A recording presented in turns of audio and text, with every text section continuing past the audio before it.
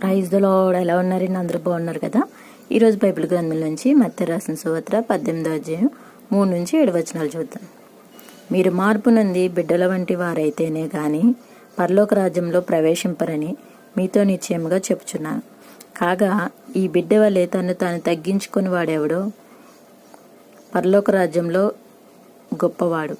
మరియు ఇలాంటి ఒక బిడ్డను నా పేరట చేర్చుకొనివాడు నన్ను చేర్చుకొనును.